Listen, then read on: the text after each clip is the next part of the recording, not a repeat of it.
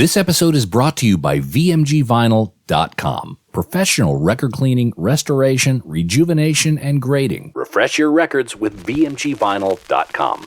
And now, on with the show. Welcome to The Vinyl Guide, the podcast for record collectors and music nerds. Here's your host, the biggest record nerd of them all, Nate Goyer. Well, hey everyone, it's Nate. Welcome to episode 450 of The Vinyl Guide. 450. That's a bit of a milestone. Wow, those numbers just keep adding up. We're so very proud of this podcast, and I'm so thankful for each and every listener. Some of you have been here since the beginning or near the beginning, and some of you are just recent discoverers of this podcast. But really, I want to thank each of you and each of your ears. Well, the working ones anyway. Thank you to your ears. Thank you to the other ears. Ladies and gentlemen, I got to tell you, every so often, we here on The Vinyl Guide are able to break some big news for record nerds. And here on the show, this week, by golly, it's going to be one of those weeks. And you're going to want to take note. Write this down, okay? Friday, May 31st, 2024, 9 a.m. Pacific, 12 noon Eastern Standard Time. Vinyl pre-orders will be live for the official reissue of Fraction Moonblood on Riding Easy Records. And I'll give you those links here in a little bit. But just in case you need a bit of a backstory, you know, most civilians will have never heard of the band Fraction and their 1971 LP Moonblood. But many record nerds are very keenly aware of this album. Only 200 copies were pressed at the time of its release. And original copies of Moonblood now go for thousands of dollars.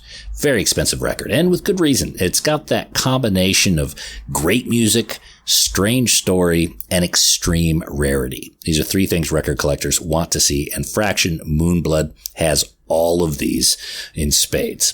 And because of the extraordinarily high price and scarcity of this record, Fraction Moonblood has been bootlegged for decades. And a lot of those bootlegs are really bad quality. I had one for years because that was the only copy I think I could ever have. I mean, the chances of me being able to get my hands on one of those 200 originals was well out of my price range. However, those of us who've wanted an excellent copy of Fraction Moonblood are now in luck.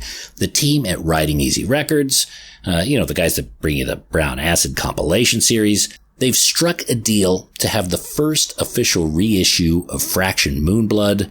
I think it's the first in over 2 decades. I don't think I'm wrong in saying that. This is a huge achievement. And today we're going to hear the tale of this album, its origin story. We're going to talk about its popularity, and of course the hoops that were jumped through to secure the official reissue. And we're talking to 3 very well-known names in the record collecting community. Mr. Dylan Smith of Noble Records, Lance Baresi of Permanent Records, and Daniel Hall of Riding Easy Records. These 3 gentlemen are joining us today. They're going to take us through what is known about Fraction Moonblood, the lore, the collectability, and the journey to get it reissued. And just so you know, there's an extended version of this interview available at patreon.com/vinylguide, some extra 15 or 20 extra minutes or so, where we cover several more details regarding Fraction Moonblood, as well as the uber rare Stonewall album. And that part of the discussion is only available to show patrons at patreon.com/vinylguide. Please consider becoming a sponsor of the show. That would be absolutely lovely. Okay, again, write this down. Friday, May 31st. 2024, 9 a.m. Pacific Time, 12 noon Eastern Time. The vinyl pre-sales will go online, and set an alarm on your phone right now. Don't be all, I'll remember it without the alarm, because I'm here to tell you, you may not, and then you'll be kicking yourself. So make a phone alarm a reminder for you for Friday, May 31st, 2024, 9 a.m. Pacific Time, 12 noon Eastern Time. Here are the links of which you'll want to go to. There's ridingeasyrex.com, noblerecordstore.com, and permanentrecordsla.com. There's different vinyl pressings, different numbers, which we're going to talk about here in the episode, but have those links handy, even bookmarked in your browser. All right, you got those sites down, all bookmarked? Great. So let's get into it. Let's hear the story of the origin, the legacy, and the reissues of Fraction Moonblood with Dylan, Lance, and Daniel. All right, well, gentlemen, we are gathered here today to talk about Fraction Moonblood. And this is a record that has so much lore. It has so much story behind it, perhaps some conjecture. And it's coming out, I think, May 31st. Daniel, May 3rd. Yeah, we were hoping to start shipping them on May 31st, but pre-sale is kicking off on May 31st, and we are it should be shipping by the end of June. So got it. Okay. Yeah, we've had we can, as we talk about this, we can talk about all of the production hiccups we've had trying to mimic the cover. And I don't know if, amongst us, we've been talking about this Fraction record so much that I think it's common knowledge what the packaging looks like. But if you don't know what it looks like, it's got this clear red window in the front that Dylan is holding up right now, and it's a very unique package, and it's really been tough to, and Lance has one too, it's been a very tough thing to recreate the original. It's taken us many months and several back to the drawing board, so here we are. But. Well, I do want to talk about that because it's a Mylar thing, and it was made originally in 1971, and it's difficult to replicate in 2024.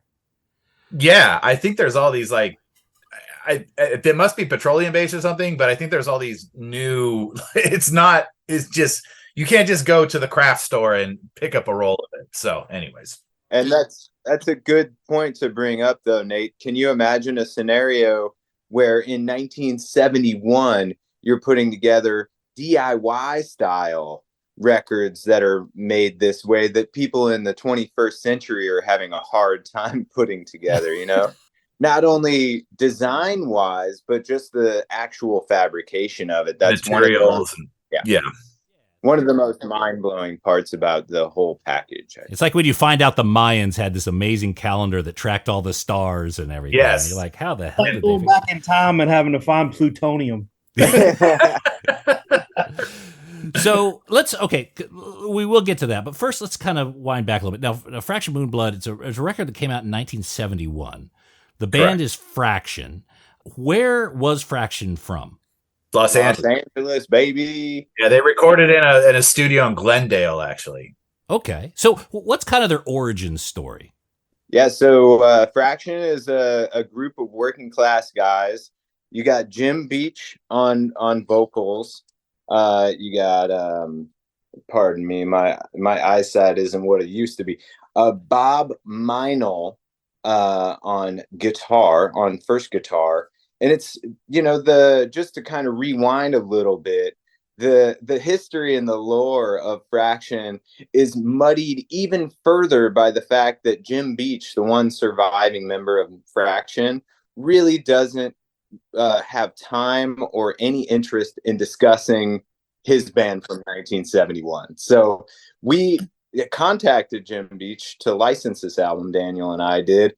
And even though we've worked out this deal with him and he's given us permission and Daniel has paid him and so forth, he does not have 30 minutes to have this phone call right now. So he's a busy man. He has moved on with his life and is not looking back to the past. So we're here to do our best to kind of tell the story of this album without any of the actual band members on board. So, yeah. So are the rest of the members, aside from Jim, they're passed? He's the only surviving member?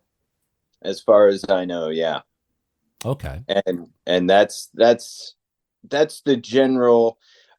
And Daniel, I don't remember if we talked to Jim about this specifically or not, but that's the impression that I get, is that Jim, well, not only was he the singer, he also put the album art together. He was the one behind the whole creative force. Yeah, he was definitely the creative force on it for sure. And we've only had, I think, 2 phone calls with him. Like the rest has been email and text, and he lives like 45 minutes away from us. We've offered to try to meet up for lunch, but he is a very busy man and got stuff going on. Totally respect that, and we're just like that he trusts us with his legacy. So. Do you feel that he's there's some ill feelings towards the project? Because if he doesn't want to share about it or anything like that, is I don't know any insight as to his opinion of the project? I don't get that impression. I feel like just like a lot of the guys that we work with in Brown Acid, or for the Brown Acid compilation series, Daniel and I, you get every kind of bit of the spectrum of interest. So you can have guys that straight up don't want to have anything to do with the project, the reissue of their music, because there is ill will or bad vibes or bad memories involved with that, to guys like Gary Del Vecchio who are embracing it wholeheartedly and are living their dream by having had their unreleased material. And the same thing is happening right now with like Backjack and the Parchment Farm guys and stuff like that. It's like they're super excited, but we've had other ones where people are like, just give me the money, dude. Do what you guys are gonna do, and like, I don't think they ever expect to even hear from us again. You know what I mean? Like, it's just sort of like past and beyond. So, yeah, Jim is definitely probably the busiest that we've had.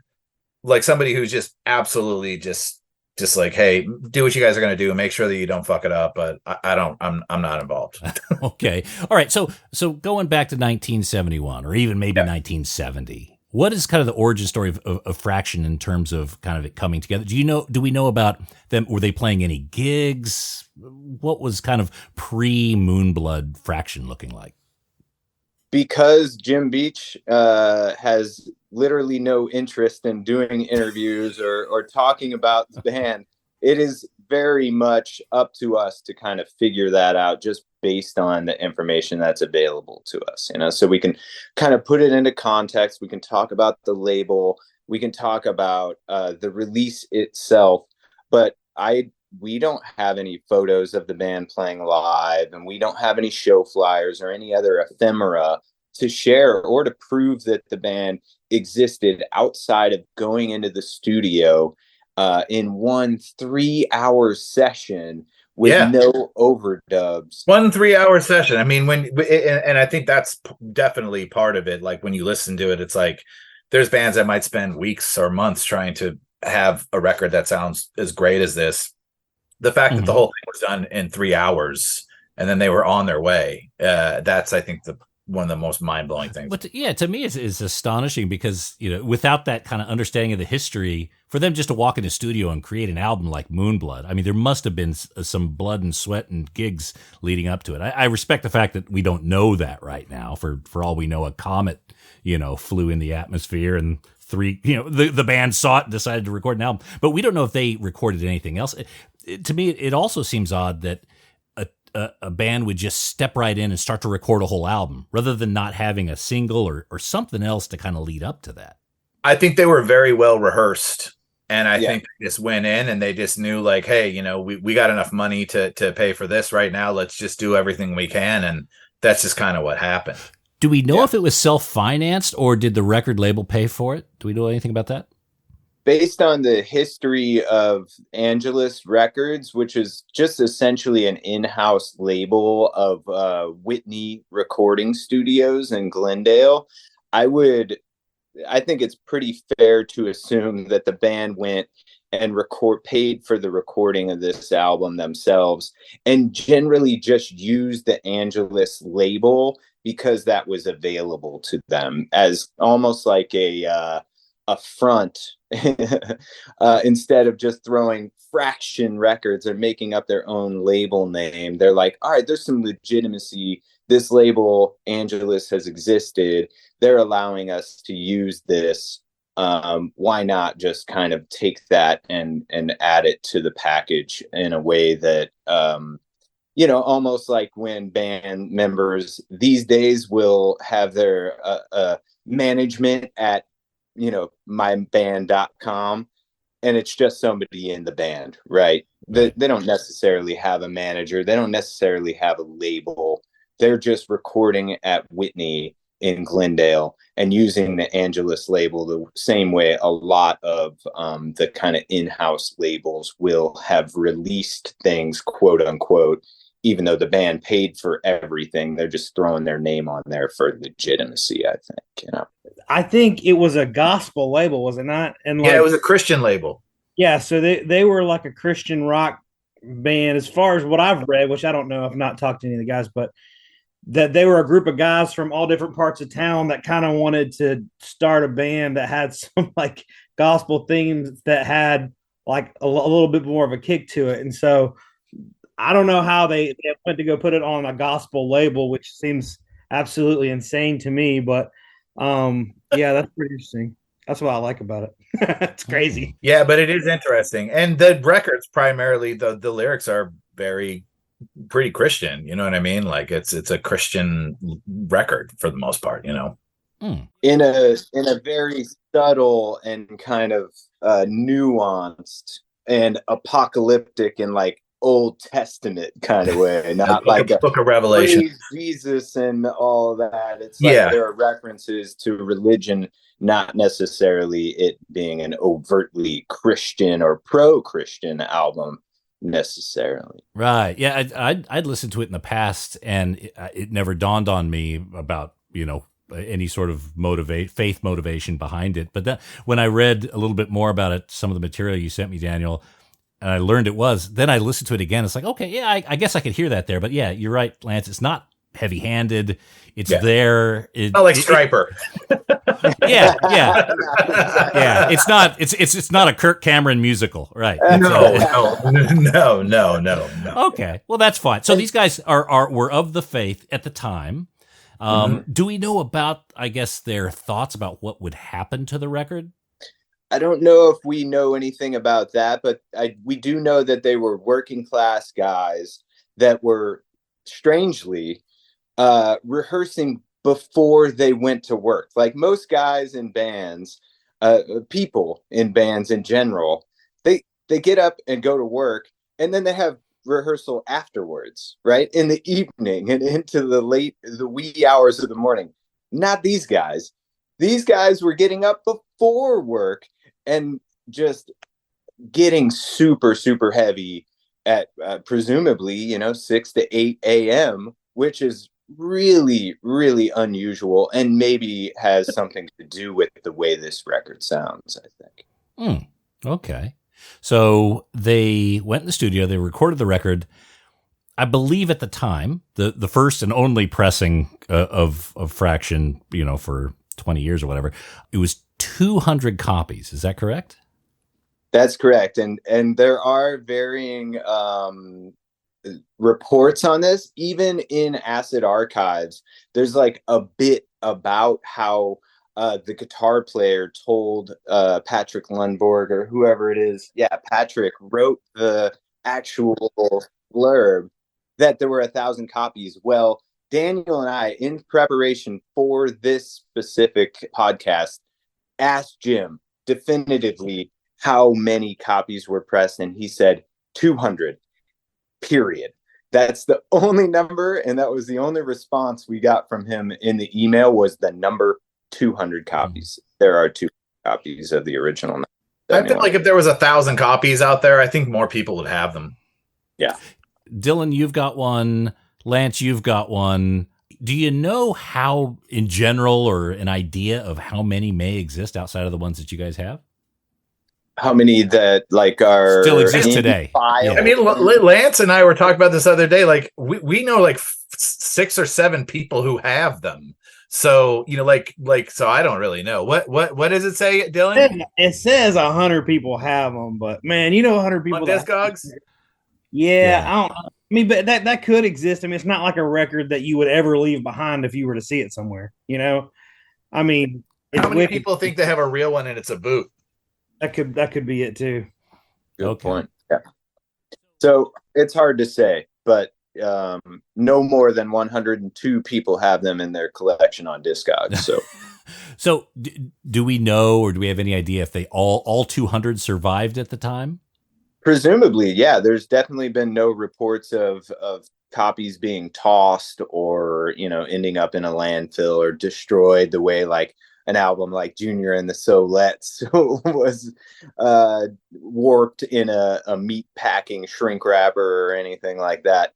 It seems like the band, took great care to produce this album and to create the packaging, and they got these records out into the world in a legitimate way, and they were just sold back in the day. Because most records that I will see from that era, especially the private press ones, they're very simple. Black and white, maybe one color. It tends to be very simple, very low budget, and understandably so. This one has such a deluxe packaging around it.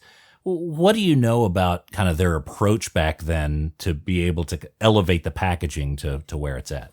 Well, we know they were Doors fans, and LA Woman came out just before this album did in 1971.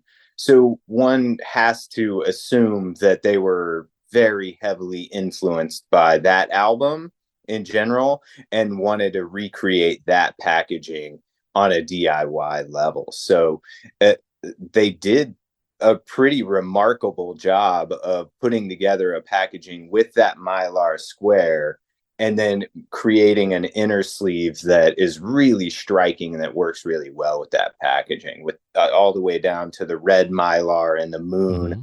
and then the album being called Moonblood.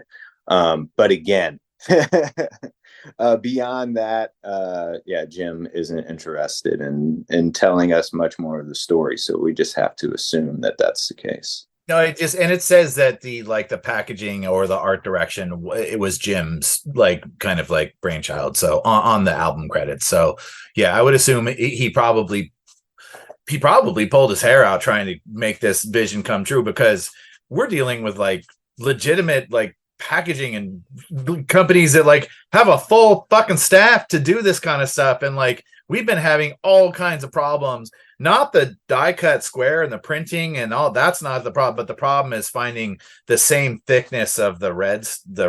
I think it's acetate, it's not Mylar, but nonetheless, whatever that goes on the front. And we got other samples, and the clarity was there, but it was too thin. So it was causing it to ripple. And I was like, nah, dude, we got to make sure we do this right. You know what I mean? So do we know if they put them together themselves? By the way, I'm going to keep asking questions, and I know a lot of them are going to come back. We don't know. Right. Oh, I assume that I assume they absolutely put them together themselves.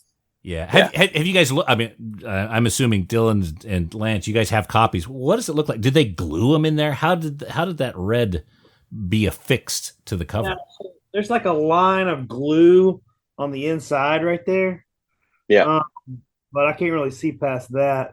I think what they did was, it was a panel. I think they razor bladed out the window and then glued it in and then glued the sides together. Does the window look machine cut or hand cut? It's really pro looking. It does look machine cut, but hard and to they say. Could have gotten a place to create a die to do that. I mean, that technology was absolutely available in 1971. Mm-hmm. Yeah. Okay. It might have actually been even easier to do back then, because stuff like this was just happening more frequently. And sure. Yeah. You had people who had the skills around that could do that, right? Yeah. It's not a lost art. So, all right. So correct. Let's just quickly pivot to today. Daniel, what sort of, I guess you're the one that's in charge of trying to get the packaging reflective of 1971 standards. Yeah, I mean, I run the label, so yes, this is the area where I come in and do it. But yeah, it's we got quotes from 4 different places. We got actual samples from 2. Nothing was really jiving. We finally found a place that's doing it for us, and they're called Taylor. They're out of Minneapolis, and they took on the challenge, rose to, said, hey, we can make this happen. But the issue has been finding the acetate. We got a sample back a month ago, 6 weeks ago, and they finally got the thickness right, and they sent me the thing, and I was so excited, and I was like, oh my God, we got something here. And then I took the insert and I put it in, and the clarity on it was super murky. You could kind of see through it, but I was like, oh God, this isn't it. And I called them and I was like, you guys have a bootleg of what we're trying to do. The bootleggers figured this out. You guys need to figure this shit out. You know what I mean? So I think the bootleg that I have is probably from late 90s, early 2000s. That was the last, I don't know. But anyways, So yes, but we started this process, like the production of jackets and research, in August of 2023. So it's May of 2024. We still don't have them here, but lo and behold, I think they've finally cracked the code, and the correct red material is supposed to be at the jacket making place end of next week. So, and they said everything else is printed, cut, sitting there ready to be assembled, and they said that they would have it done in 3 days and it would ship. So there we are. Yeah, very good. Yeah. So at the time they pressed these 200 records, they put them together with these probably hand configured packaging, 200 sleeves. How did the band, do we know how the band sold them? How did they get out in public? Hey there, audiophiles. If you're seeking stylish furniture to showcase your stereo and record collection, well, look no further than SidetrackedWorkshop.com. Sidetracked Workshop designs extraordinarily elegant record cabinets and consoles that add sophistication and panache to your music hobby. Handcrafted in the good old USA in the vinyl-loving city of Portland, Oregon, Sidetracked Workshop's designs are a music lover's dream. Made with real walnut veneered wood and brass accents, these gorgeous designs add class and taste to the record room and ship fully assembled and ready to enjoy. Just check out the designs for yourself at SidetrackedWorkshop.com. Look, you spend thousands of dollars on records. Don't keep them in a crate, and don't risk your records on those feeble wooden pegs from IKEA. Your music deserves the dignity of Sidetracked Workshop. That's SidetrackedWorkshop.com. Elegant solutions for the vinyl lifestyle. Hey there, all you record nerds. I want to tell you about BagsUnlimited.com. BagsUnlimited.com has a huge selection of vinyl record supplies. Whether you collect LPs, 7-inch singles, 78 shellacs, or anything in between, BagsUnlimited.com will sort you out. From polyline sleeves to cardboard record mailers to 7-inch storage boxes and archive quality record sleeves, protect your records of any size and shape at BagsUnlimited.com. Whether you have a small personal record collection or you're running a massive record shop, you can grab a small supply or even buy in bulk at BagsUnlimited.com. And they've got some really incredible, unique stuff. BagsUnlimited.com even has special size sleeves made especially to protect your box sets, storage boxes and sleeves for cassette tapes, protective supplies for reel-to-reel, and yes, even 8-tracks. Just go to BagsUnlimited.com, click on audio supplies, and prepare to be impressed by all the options they have. That's BagsUnlimited.com. At the time they pressed these 200 records, they put them together with these probably hand configured packaging, 200 sleeves. How did the band, do we know how the band sold them? How did they get out in public? No idea. Who bought records in Pasadena probably had a stack of them. I don't know. It's a great question. We don't. No one knows. Dylan, do you know? I don't know, but I'm dealing with another album now, the Yezda Urfa Boris, and those guys, like, they were talking about how they didn't want people to know the backstory. They didn't want people to know anything about it because they like that mystique about it. And it does add like an extra layer. And I don't know if that has anything to do with the story of this album, but I think that, I mean, there's got to be a reason why they don't want to talk about it. But that mystique of like just sitting there holding this freaking thing, like, man, how did this happen? Where did it come from? So I think that's a huge element of it. It does add, it kind of makes your imagination fill in the gaps in a cool way. So maybe that's what they're doing. I don't know, but I don't. Do you think it's intentional? I think it is. That's my theory. Yeah. But I don't know. You guys have talked to him. I'm just guessing. That's a pretty reasonable theory. If what is it? If the legend's more interesting than the truth, then print the legend. That's exactly right. Yeah, but I don't get the impression that Jim is really into this lore building, or do you think he kind of gets, he's interested in playing those sort of games? Hard to say, but he definitely doesn't want to talk about it. So it's either he's so busier than Daniel and Dylan and I are, or he likes the story that's been told and wants to keep that as the Mhm. truth. So Is it possible that he don't remember? I mean, because a lot of these Oh, guys, that's very possible. Yeah, 50 years absolutely. ago, I don't remember. yeah, I don't remember last Thursday. Jeez. Yeah. So, but it could also be a thing to where, yeah, it's he doesn't want to remember. I don't know if he has any bitterness towards the record. I don't. Could happen. It could be a reminder that, you know, his musical career just didn't take off. He was hoping that record was going to do it. He did make one comment when we were talking about this, Lance, and you were on the phone when he did, but he said, you know, he's like, you know, I think we were asking him like what happened, and he's like, basically what happened is that the band didn't take off and it was time for Jimmy to get a job. That's pretty much what he said. So, you know, that was one thing that stuck out to me that he said. I don't know if I don't think it's a negative thing, but I just think he's just kind of like, dude, that was like so long ago. Like I have like grandkids, like I got a life, I have a successful business. He's an architect. Like, it's like, I don't do that shit anymore. I'm done. So, you know, happy to license it to you guys, and you guys pay me on time and do me right. But like, I'm like, he hasn't been involved at all, really. Because the way that I read it, and again, you guys have done far more research, so correct me if I'm misinterpreting this, but all 5 members of Fraction, well, 4 plus the percussion, there's no other credits for them. It's almost like this record happened with no story leading up to it, and then something happened, or all of them just got discouraged or something, and they never did anything since.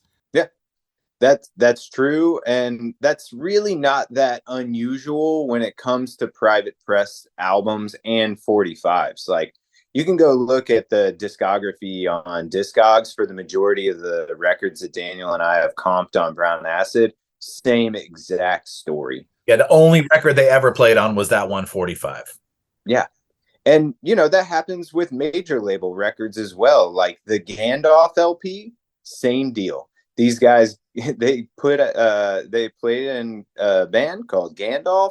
They put out one record, amazingly, on Capitol Records, and then they never did anything else. And even though it seems unusual, I think it's probably not that unusual, because people, you know, have they start families and get careers and move on, and that's it. Maybe continue to play music on a local level in cover bands, but you're not going to see reference to that on Discogs, for example. Yeah. And also, we have to remember what a record is. A record and a recording is basically a snapshot in time of where that song was at the time.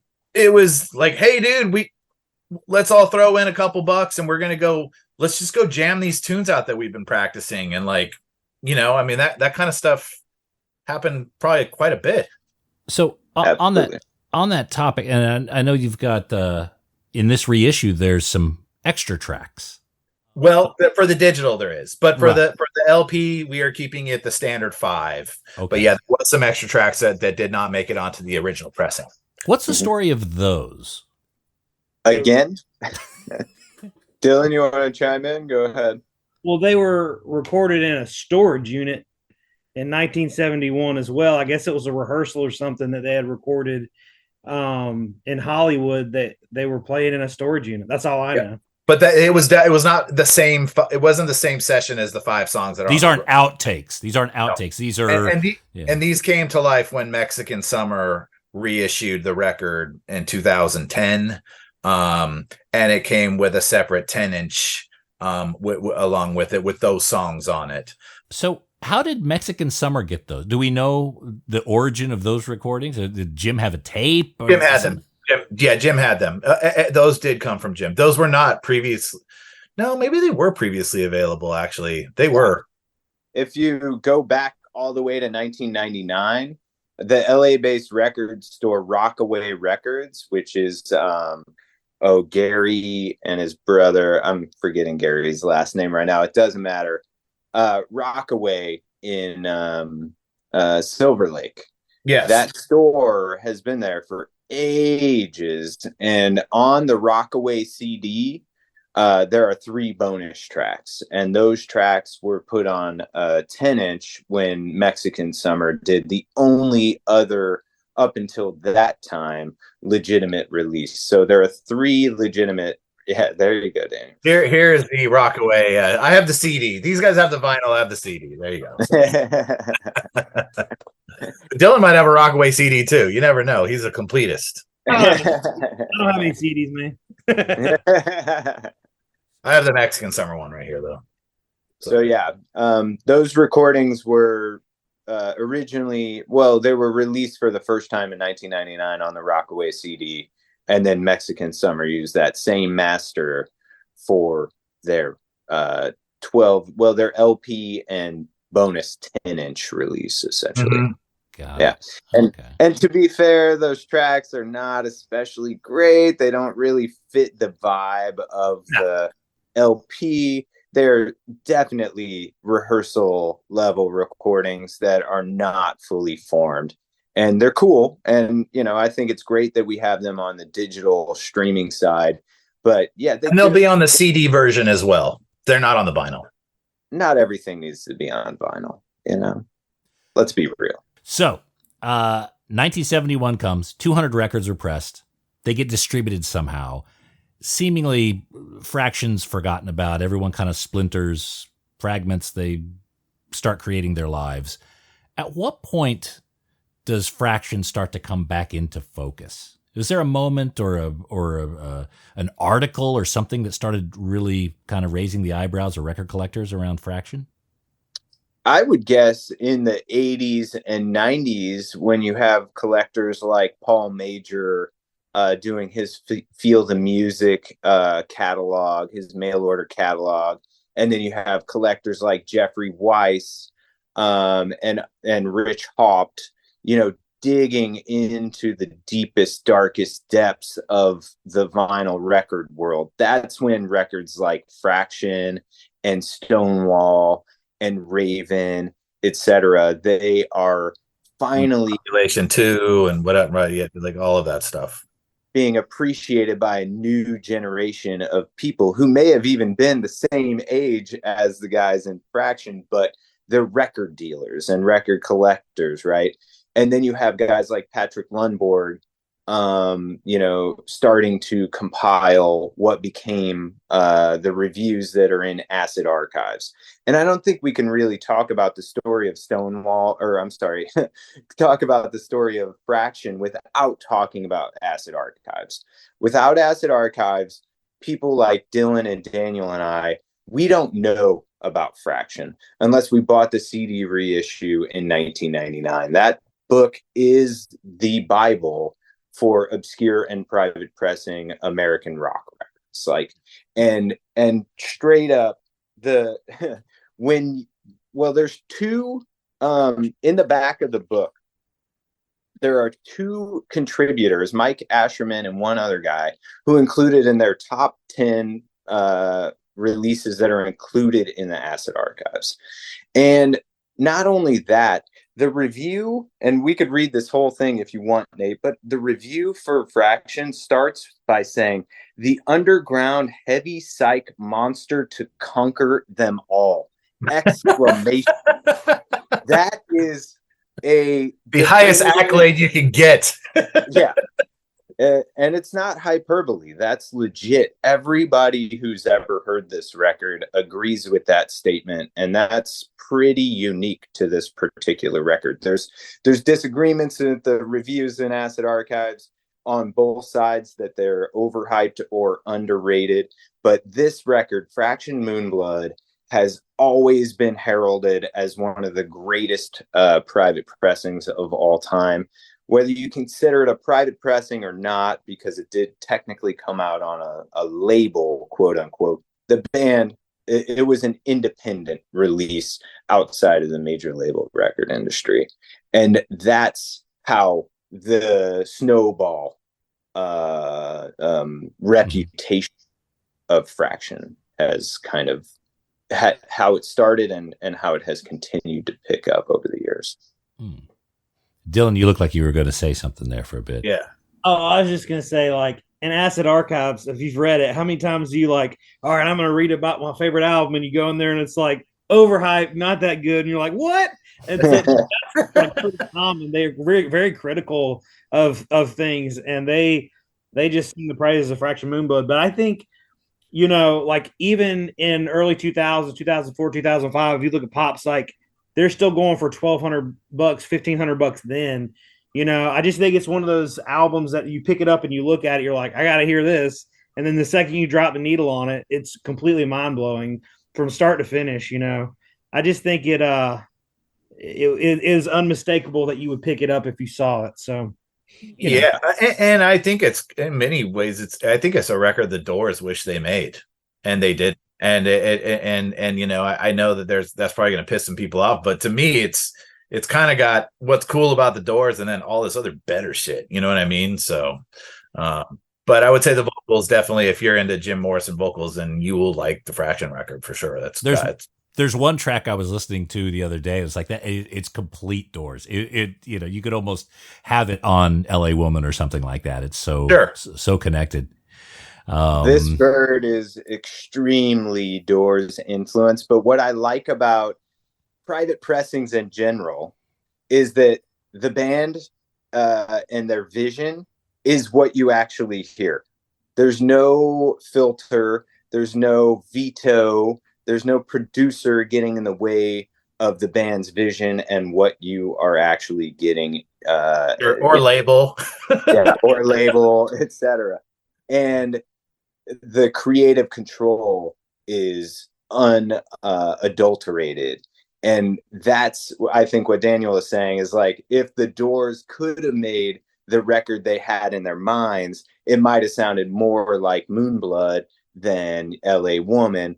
But that said, there's a huge difference. Like this band, and I think Dylan has described Moonblood as sounding like if the Doors and Black Sabbath had a baby, right? I don't think that's incorrect. But part of the reason this record doesn't sound more like the Doors and why it's so much heavier than the Doors is because you don't have Ray Manzarek's keyboards on there in place of the bass guitar. And the bass guitar, that brother, or is it, I forget. There are two brothers in the band. Vic Hammond. Kurt Swanson and Don Swanson. I'm sorry, that's drums and guitar. But Bob Meinl and I'm sorry, the Vic Hemme on bass and Kurt Swanson rhythm section is unstoppable. And the reason Moonblood sounds way heavier than any Doors album, even though there are similarities. Yeah, dude, they're tight, man. They're super tight. That's why I say, like, they must have been very, very well rehearsed to do all of that in 3 hours. I mean, it's a lot of work, man. It's crazy. One take, no overdub. Yeah. The guitar solos are so like driving and melodic, and they shred a little bit, but it's just magic. It's just different, It's different than Sabbath, obviously different than the Doors, but it's hard to put it in a box and describe it as the Doors meet Black Sabbath, whatever. That's the best way I know to describe it, but it's so much different than that in reality. Just the way the guitar, like, it kind of leads it in a lot of parts and passages. It's just cool. It's different. Yeah. The wah and fuzz leads are out of control. And, hip hop producers would be stoked to hear there's even a drum break on Come Out of Her, which is just like, this record has everything. Ticks all the boxes. It does tick all the boxes. That's why we're all so excited to talk about it. We're just talking over each other. Yeah. I know. Moonblood's an album that, look, in a lot of really rare records, sometimes there's a reason they're rare, right? and like you said, Lance, sometimes, the band's vision, but also the budget that they have sometimes won't get them kind of where they want to go. But Moonblood absolutely delivers. Now, up until this point, up until the Riding Easy mix that I've heard, I had a bootleg. In fact, I bought it at Rockaway, not to get him in trouble for selling bootlegs, but that was the only one I could afford. And it was really kind of anemic. It really kind of felt kind of thin. This mix of it, this version that you guys have is full of life. Tell me about how you got that sound and what the source was and how you made it sound as good as it does. Hey there, I gotta tell you about the Groove Washer. Not because I have to, but because I want to. The Groove Washer is the best record cleaner you can get. And if you have a vinyl collection, you need to keep it clean. Dirt and dust lead to groove wear, which affects the sound and value of your record collection. Use the Groove Washer to clean before each play, and your ears and future pocketbook will thank you. Ask for the Groove Washer by name at your local record store, or go direct to groovewasher.com and use promo code VinylGuide10 at checkout. Groove Washer is a great holiday gift. Why not send one to a friend? groovewasher.com, discount code VinylGuide10. Do it now.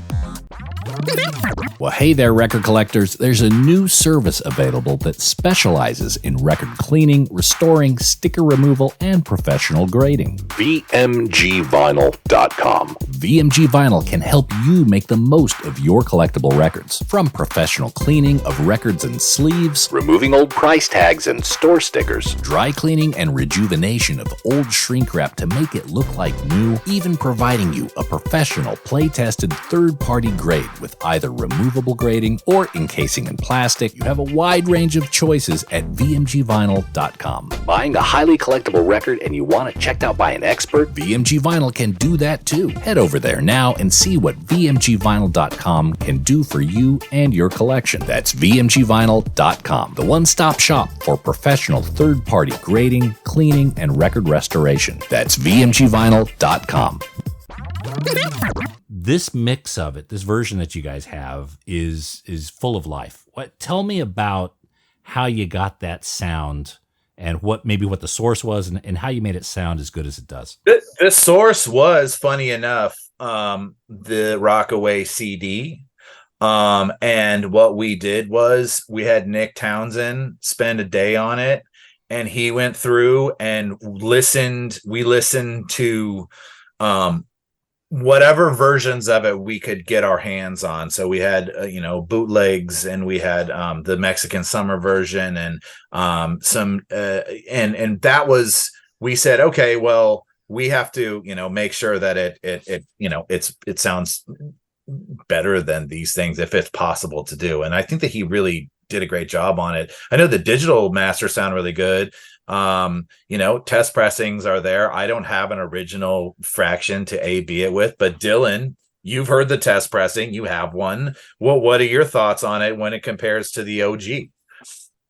It's really strong. I think it's better than the Mexican Summer. And then I at the time had in the shop that picture disc bootleg, which is there's a picture disc too. I didn't know that. Dude, it's bad. Anyways, but and so I kind of listened to all of them. There's definitely a little bit of magic that the original has that you can't replicate, but for what it is, I think it sounds incredible. But I mean, go ahead, Lance, you've heard it too, right?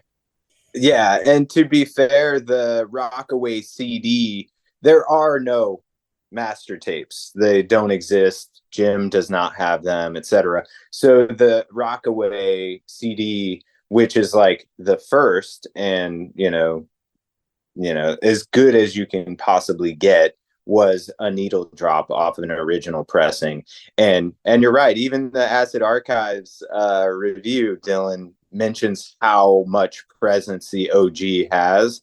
But that said, unless you have $5,000 to $10,000 to throw at an OG and you get lucky, you don't have a choice. You have to pick the best possible scenario. And taking the master from a needle drop and running it through a Grammy award-winning audio restoration like Daniel did for the reissue on Riding Easy is probably your best possible scenario. Yeah, no, it sounds good. I mean, I'm very pleased with the digital and how it's like streaming and all that stuff too. I mean, it's great. You know what I mean? So okay, Acid Archives comes out, and the album's already being bootlegged as early as the 80s, I would say. Does that sound right? The album's being bootlegged. And Mexican Summer, I think, had the first official legitimate. Okay. Any idea how that happened? Jim, they contacted Jim, very similar to how you did, Daniel? Or I'm sure they tracked Jim down. It probably took several tries. I don't imagine it was. I don't imagine it happened after one phone call. But yeah, I think Jeffrey Weiss was definitely involved in the Mexican Summer reissue. He gets thanked in the liner notes, and yeah, kudos to Jeffrey Weiss. He's a local legend. He's the record collector to beat all record collectors. If you've ever been to his place, his collection is unbelievable, and it's not just like obscure oddball private pressings. Jeffrey likes mainstream releases on major labels and all different genres, and everything from recordings dating back to the dawn of the recording industry till today. You know, he's like the biggest fan of Car Seat Headrest that I know, and loves Amyl and the Sniffers, and keeps up with new music in a way that most record collectors definitely do not. And he's a good friend of mine, and he deserves a lot of accolades for being the kind of resource and archivist that he is. He is an absolute legend in the record collecting world, and he keeps to himself. He doesn't do a lot of interviews, or like really kind of, he's not on social media or anything like that. He just does what he does, and he has been doing it for a very long time, and he is a genius and a legend. Absolutely. He doesn't flex on the gram. I don't even know if he has an Instagram account. It's not flexing, it's sharing. It's That's right. Yeah, absolutely. So Dylan, Educate. Dylan, I know this record is quite close to your heart. Tell me a little bit from your perspective, your journey. Obviously, you've read about this record. How difficult was it to find your copy? Tell me about your journey with the record. Well, it kind of fell in my lap. I always loved the album. I got the Mexican Summer reissue a long time ago, back when it was like the cost of a regular album. You know, now it's gone up to like $150, something like that. But I always wanted one, and it's just one of those things. Like when I was a kid, my dad was a pastor, and so he wouldn't let me listen to anything but Christian music. So I would always try to skate around and find like cool Christian music, but there really wasn't any. And so like I would burn CDs that would be like Black Sabbath, and I'd write like DC Talk on it, so he would. But anyway, so that's kind of carried into my adult life, I guess.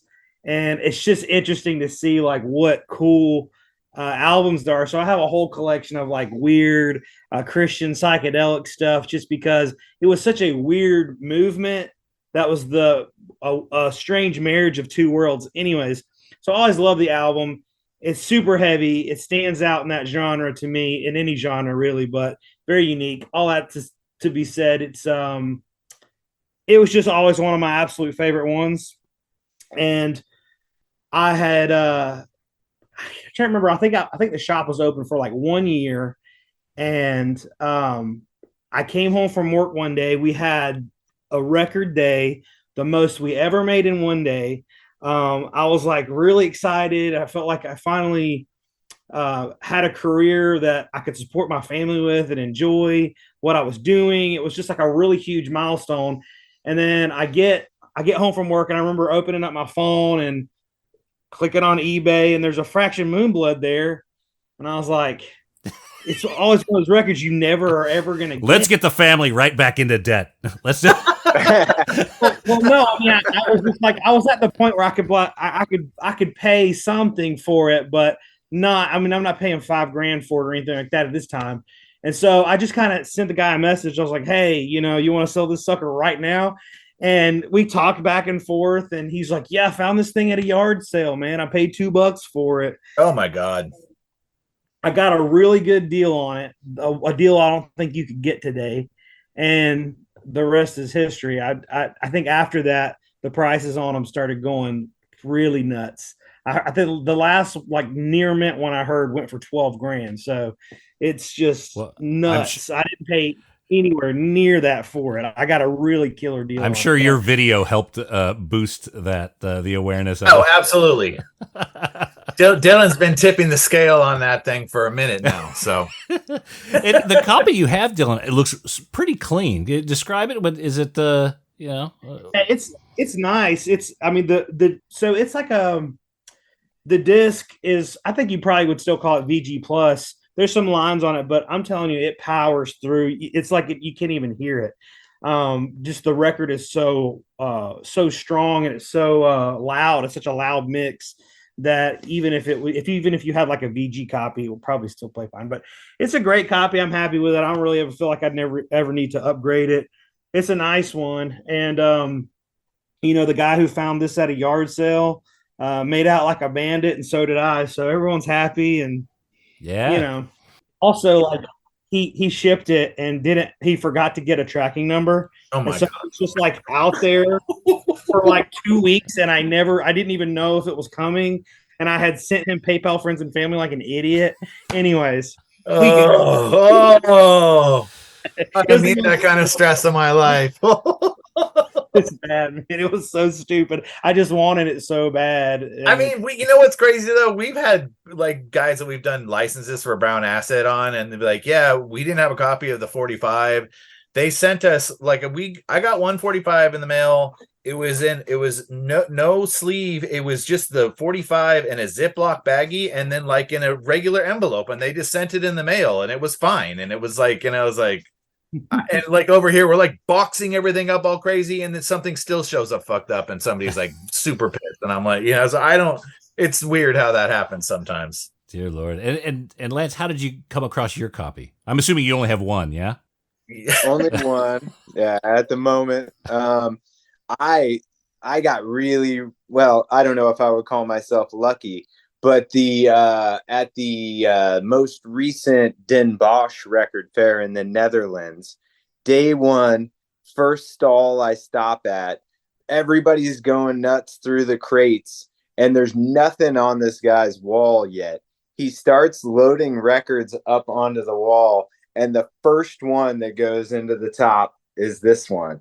And I'm like, no fucking way. Unbelievable. But on the back there, if you can see that, just says offer. Like, all right. So there's no price on this thing. He wants to negotiate. So rewind 2 or 3 months ago, and I've never seen one in the flesh. Like Jeffrey Weiss is always talking about how, like, yeah, people offered them to me all the time back in the 90s for $1,000. I could have gotten a dozen of them, whatever, And maybe that's how it was back in the day. And people know him to be that kind of collector and that kind of buyer. Well, I was at the Orange County Record Fair. Literally, a dealer pulls a copy out of a box and hands it to the guy standing right in front of me. And he's like, "You want this?" He's like, "Yep." And he paid, I don't know, like $3,000 or something, like a pretty hefty sum, but a really, really reasonable price for it. And I was like, dude, right in front of me. It was like inches away from my grasp. And I would have looked without question, wouldn't have even looked at the vinyl and thrown $3,000 at it. Well, I asked the guy in the Netherlands, I was like, all right, what's it going to take to just get this done? Because I got to get back out there into the record fair because I got work to do. I need to get this transaction out of the way. And he said, well, I already have an offer for $5,000. And I was like, okay, what's the get the deal done price? He said 6K euros. So even more. But either way, I couldn't pass it up. I would have kicked myself for the rest of my life if I passed it up and I couldn't get a copy. So I paid 1,000 euros. Well, when they hit you with that euro, you come up with the negotiation, and then they're like, "Oh yeah, euros." You're like, "Dang it." Yeah. But that's how these kinds of things are. Dylan, you know this just as well as I do. Daniel do too. Nate, I'm sure you do as well. Sometimes there's these grails that come up, and if they get offered to you, you just have to pull the trigger because you may or may not ever see that record again in your lifetime. I spent 17 years of owning a record store and never saw a Moonblood on any wall in any record store at any record fair or in any collection outside of Jeffrey Weiss's. And obviously I know Dylan owns one and a handful of other friends that don't want to sell them. You just have to pay the price. And, you just skip a few meals, work a little, work 40 more hours that week and do whatever you have to do to make sure that you just file that thing away, knowing that it's in your possession. This is a part of my autobiographical record collecting story now that Daniel and I have been working together on these kinds of reissues. I can't not have an OG of the things that he and I have worked together on and or the things that I've reissued on permanent outside of Stonewall, which I probably will never own. That's a $14,100 record as of many years ago. Dylan, do you have an OG Stonewall? I have 3 of them. No, I don't have them. Got them at $2 at a yard sale. Dude, I don't know if I think I told Lance this. I think I called him when it happened, but this guy called me and said he had an original Stonewall. He found it in that house that had been abandoned, and I went to go look at it, and it totally was a bootleg. Did it say Permanent Records on it? The first time I was offered a Randy Holden Population 2 was a bootleg where you could, and he was swore up and down, this is OG, man, I guarantee it. And I'm like, you can see the photocopy of where the drill hole went through the jacket. You're like, they don't print drill holes into album art, dude. Like, no way. And that was a Den Bosch Record Fair experience too. And it was the first table I went to. I was like, dude, I'm buying that. And you gotta, mind your P's and Q's, because you can really, really get yourself into trouble. Because it's very hard to tell the difference between an OG and a bootleg sometimes. Absolutely. So, Danny, you've been no doubt wanting to work with Fraction for years. Yeah. Yeah. I mean, so when Lance and I started doing the Brown Acid stuff, we just, we have kind of had a massive hit list of things like that. We're just like, yeah, it'd be sick to get this. Yeah, well, that's private shit. Well, we should try to get that. Or, oh, that one maybe be tough because the major label put that out. So that's a long shot list. But yeah, and we definitely talked about it. It was always a long shot. And sometimes long shots come in, you know what I mean? So it happened. Lance had been persistent on Jim, and it's not the first time that it took multiple tries. I mean, it wasn't like it didn't happen right out of the gate. Like it was, the groundwork. It took years. Lance, what was the first year that you reached out to Jim? I've been after Moonblood for a long time, and I knew Jeffrey was in touch with Jim at some point because of the Mexican Summer release, and his contact was the contact number was disconnected. So it took going through all sorts of other back avenues, and then getting Jim on the phone immediately. He was like, "Nah, I'm not interested, thanks." And just like with Brown Acid, sometimes it takes a massive amount of consistent persistence. And that's something that and a cash offer, a labor of love for me, and a cash offer. So there, you got to make the phone call right in January when the Christmas bills are coming in.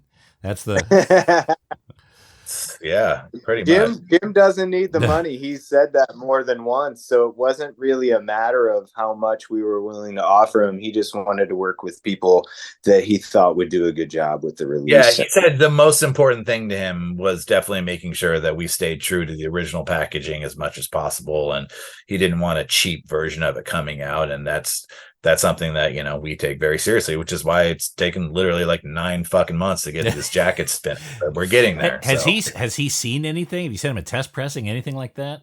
No. Doesn't seem to be interested. Just like semi-finished copy when it's done. Pressing, and he was just like, if you're good with it, I'm good with it. Yeah, dude, we had him. Like we were there. He's like, I trust you guys. Yeah. But also we know that if we put out an inferior product that and it gets back to him, he's going to be disappointed in that. Absolutely. And with something of this stature, and we have to make sure that like it's as good as it can be. There's people want this record, and we want to do it right. We don't want no bullshit out there. I don't think it's in your guys' makeup to even look to compromise on not just Fraction, but any of the other products. So yeah. So talk to me about the pressings that you have on Writing Easy. Now I believe there's some Writing Easy versions. There's special Noble versions as well. Talk me through what that looks like. Yeah. So we have a few pressings going on here. So the Writing Easy and permanent colors will be the black and crystal clear. So there'll be 500 black and 500 crystal clear. That will be our color. Dylan and Noble Records is doing 1,000 red opaque copies. We are also doing Vinyl Me Please has a kind of like pearl blue. Theirs is limited to 300. And then we did a crazy red, black, and white splatter that's limited to 100. That will go on sale as well on May 31st, pre-sale anyways. And then we also did a Die Hard box, which is a clear red, black, and some white splatter on that version. And that the box comes with a Fraction poster, a bumper sticker, a pin, and a patch of the artwork. So those are the first pressing is 2,500 copies. All in all, like that's what the total pressing is. Far out. And they will be shipping in June, you said. Yeah. So the idea is that pre-sale will kick off on May 31st. We feel very confident that we will have records before the end of June, and that should get everybody their respective copies to start shipping to their customers by the end of June. Wow. That's where we're at with it. It's been sitting there. We got the stampers are made, the colors are pulled aside, the inserts are there, the hype stickers are there. Everything is there. We just need them jackets, and we're ready to party, dude. We even have the splatter records here already. This has been something that's been in the works for a hot minute. It'll be great to get this out into the world and stop talking about it and being about it. Well, man, that's phenomenal. And look, I'm so glad you guys shared that information here on the show. All right, okay, gentlemen, thank you so much for joining us here. And again, very exciting. This feels like a big milestone, and I know, Dylan, you've proselytized about this record for years. Lance, I'm glad you finally got yourself a copy as well. And Daniel, when you told me that this was coming out, you were as proud as I've ever seen you be. So, oh my God, yeah. I mean, this is a huge feather in the cap, and super psyched to have it coming out on Writing Easy. Yeah, for sure. Oh, and it's a perfect. Thank you for all your promo too, and taking time to talk to us about it. There's not that many places on the web that we can do this, and this is the perfect spot for that. So I appreciate that. Look, I mean, there's nothing I like doing better than just hanging out with a bunch of record nerds and talking about rare things that we may never see in the flesh. I'm glad you guys have some. But I'm going to put links to this episode page, obviously, for being able to purchase this. There's going to be at Writing Easy, I think. I love how when we're talking, and then Dylan, he does this kind of Vanna White thing, where he pulls things up and he's showing. Yeah, he's giving the visuals, the eye candy. It's amazing. The booklets, yes.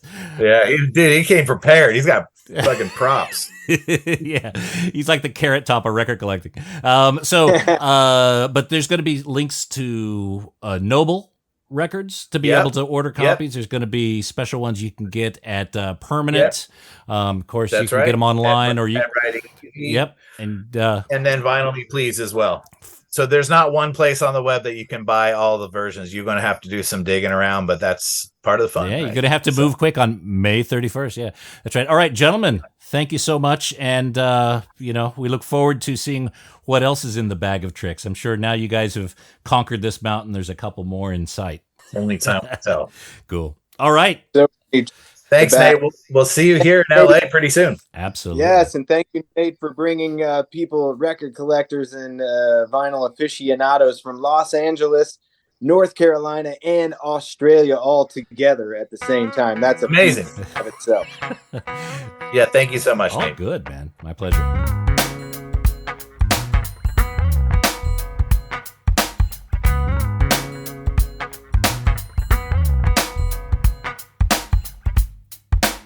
I always love talking to each one of those guys, and having all three of them on the line at the same time is an absolute blessing. So thank you, gentlemen, for making time for us. And again, reminder to everyone, Friday, May 31st, 2024, 9 a.m. Pacific, 12 noon Eastern time, writingeasyrex.com, noblerecordstore.com, permanentrecordsla.com. And of course, don't forget there is an extended version of this interview, an extra 15 or 20 minutes or so, more details, discussion on the rare Stonewall album. That's up at patreon.com/vinyl guide. Join us there, help support the show, and that would be much appreciated. And that's it for this episode of The Vinyl Guide. Thank you so much for tuning in. Thank you to everyone who's sharing these episodes on social media. Those of you who are putting them up on Reddit forums or Facebook groups, putting them on your socials, that is always hugely appreciated. And those of you who are leaving positive reviews on Apple Podcasts and Spotify, well, I can't thank you enough. Big, wet, sloppy kiss to each of you. Mwah. And we'll be back shortly with a brand new episode. So until we talk next time, get out there and buy some records, people. Cheers.